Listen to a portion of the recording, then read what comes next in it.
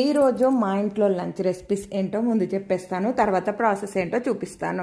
ఇంకొక విషయం ఏంటంటే, నిన్న లంచ్ వీడియో అప్లోడ్ చేయలేదు. ఈరోజు 4 o'clockకి వీడియో అప్లోడ్ చేశాను, ఫుల్ లెంత్ది బారసాల వ్లాగ్. మీరు కూడా చూసేసేయండి. ఈరోజు వచ్చేసి అన్నము, చామగడ్డ ఫ్రై, వంకాయ పచ్చడి, మజ్జిగ. మామిడి పండ్లు తేవడానికి వెళ్ళారు.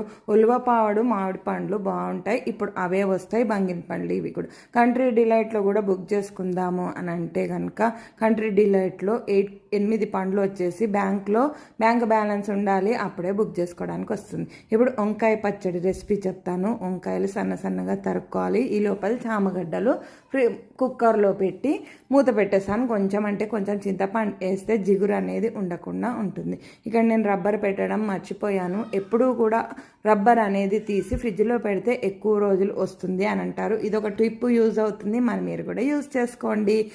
అట్లా కాకపోయినా వాటర్లో అయినా వేసి పెట్టుకోవచ్చు. వంకాయలన్నీ తరిగేసుకున్నాను. నల్ల పచ్చిమిరపకాయలు కదా, అందుకనే పచ్చిమిరపకాయలు తక్కువగా వేసుకున్నాను. 5 టమాటాలు తీసుకున్నాను. నూనెలో ఆవాలు, మెంతులు, ఇంగువ వేసుకున్నాను. ఇవన్నీ ఎర్రగా అయ్యేంత వరకు వేయించుకున్నాక అప్పుడు పచ్చిమిరపకాయలు, వంకాయలు వేసేసుకోవాలి.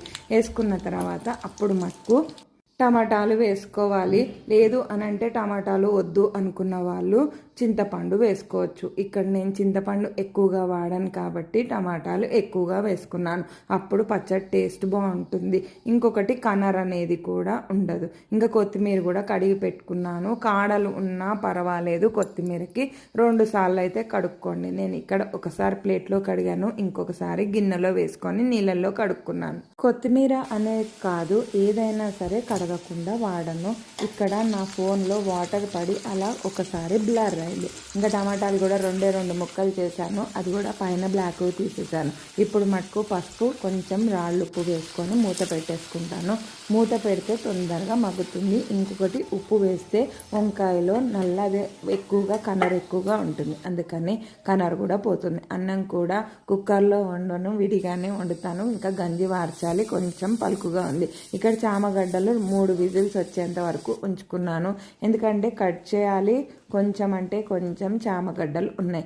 ఆ చామగడ్డలు కూడా ఉడికిన తర్వాత పీల్ చేసేసి అప్పుడు మటుకు చిన్నగా కట్ చేసి అప్పుడు నూనెలో అయితే వేస్తాను. ఉప్పు, పసుపు, కారం వేసి చామగడ్డ ఫ్రై అయితే అలా సింపుల్గా చేస్తాను. ఈరోజు మా ఇంట్లో లంచ్ రెసిపీస్ మీకు అర్థమైపోయినాయిగా. ఇంకా మజ్జిగ చేసుకోవాలి, మజ్జిగ చేయలేదు. పెరుగు గిన్నెలోంచి చిన్న గిన్నెలోకి పెద్ద గిన్నెలోకి అయితే తీసేసాను.